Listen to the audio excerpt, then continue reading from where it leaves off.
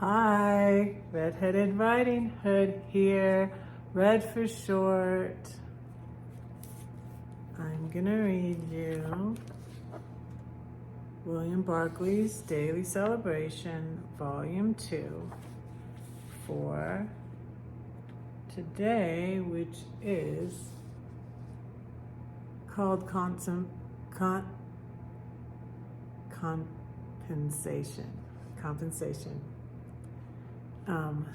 And this reminds me of Alfonso is on my channel. He's a blind musician, and that's what Barclay is talking about here. There is a Glasgow church in which I have sometimes preached. In it, the organist was blind. I have always been amazed by the fact that you only needed to tell him once the hymns you wished sung, and he knows the whole order of service. You can't hand him a list, he couldn't read it, but simply repeat the hymn list once and it is firm in his memory. I was preaching there one morning, and with me was the minister of the church. After I had fixed up the morning list of hymns, the minister was arranging the evening praise list with this amazing blind man. The minister said, "I would like this evening to have For Those We Love Within the Veil." That's hymn number 216. "No," said the blind organist in his soft Highland voice. "Not 216, 218. This blind man carried in his memory the number of every hymn in the hymn book. But when I spoke to him about his amazing memory, he refused to think of it as amazing at all. He simply felt it was a compensation for his blindness. It was therefore his blessing."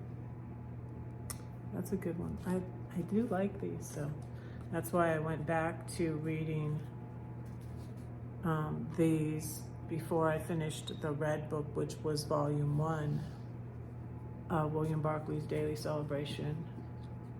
I started in December 2023 and read it until December 2024. So, but yeah, I'll link Alfonso's channel below. He like the man in that devotion. He knows things by memory. Not that he knows the hymn number, but he hears it and then he can play it, and he's blind, so he's very, very good. And he's been on a couple of my lives lately. So check out his channel. It's AS Blind Productions, I think, but I'll put the link below.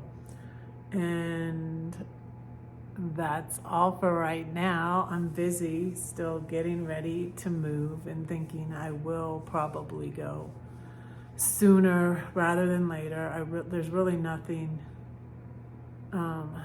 that I need to stay here for. I'm gonna go on, and I was thinking about something.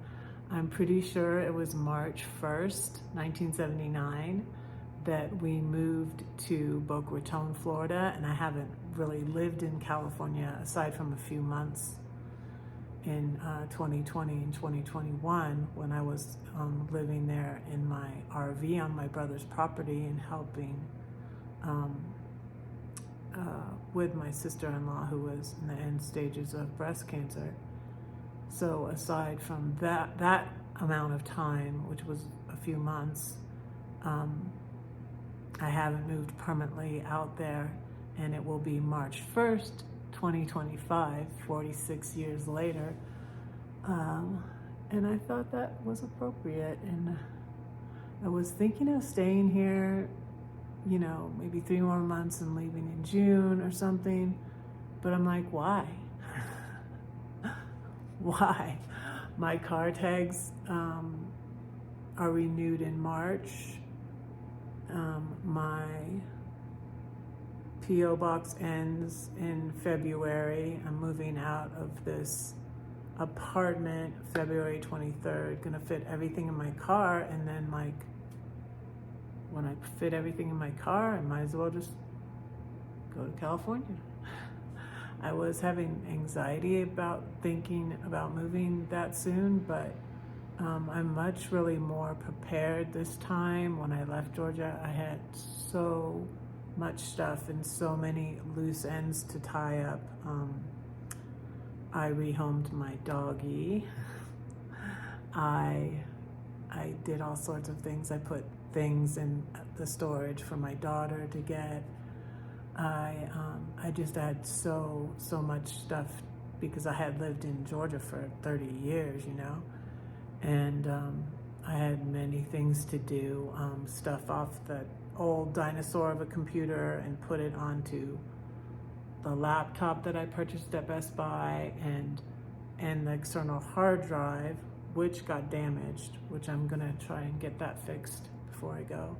And then before I left St. Louis in 2022, I had to do 4 years worth of taxes. I hadn't done my 2018, 2019, 2020, and I did my 2021. I had to do that before I left St. Louis, and also sell my RV and then buy a new vehicle. And so that's why leaving St. Louis was way more complicated also. So this is gonna be a simpler move, and I'm like, yeah, I'll just go March 1st, and kind of ironically, and it's kind of neat actually, it will be March 1st, like when we moved to Boca Raton, Florida when I was 12 in 1979. So that's kind of cool. And I'm really excited, a little bit scared, a little bit nervous, but I already have my car. I will do my taxes here. I have a tax man here, and I can get my taxes done before I go too. And everything will be all set to go, and I'll have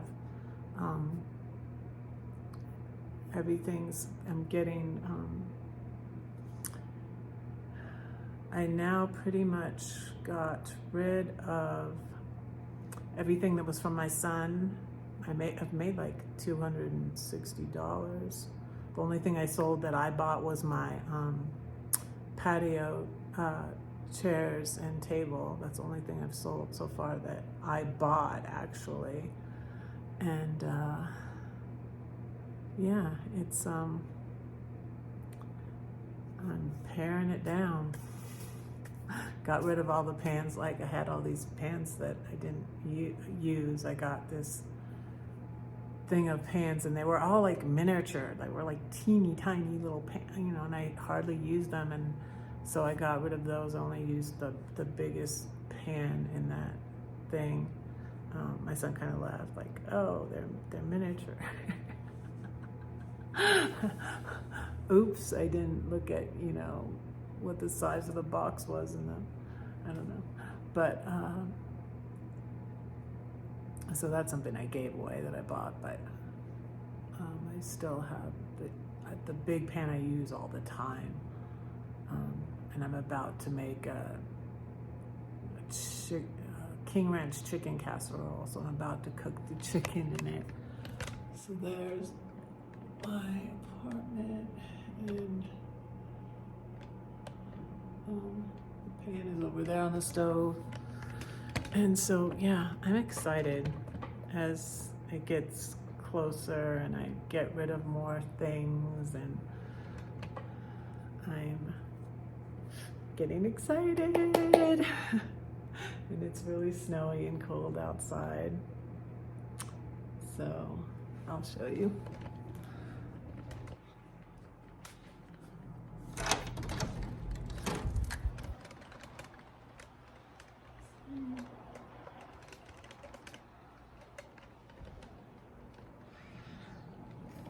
All right, don't say that no one cares for you, because I do, and God does too. Don't forget to pray for Red, because Red is praying for you. Bye.